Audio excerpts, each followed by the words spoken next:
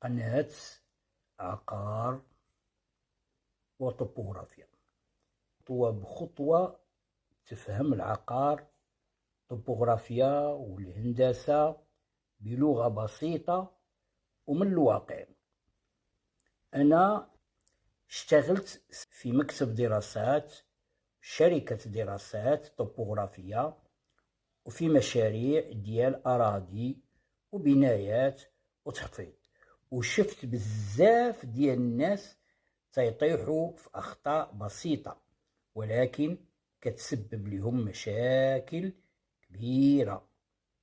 من هنا جاتني هاد الفكرة، نخلق قناة نوجه فيها أي واحد بغى يفهم المجال العقاري من الألف حتى الياء، بلا مصطلحات معقدة، بلا صداع الراس، بطريقة واضحة وسلسة وبسيطة جدا. في هذه القناة إن شاء الله غادي تلقى اللي خاصك تعرف قبل ما تتعامل في العقار.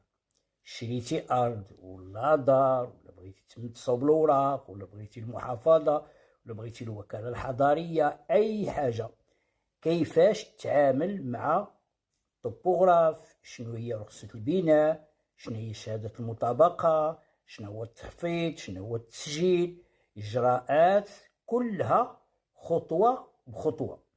ونزيد، المهم أنا غادي نحاول من جهتي أنني المعلومات اللي عندي كلها ندلي بها، ونبحث كذلك في المجال مزيان ونوصل لك المعلومة الصحيحة.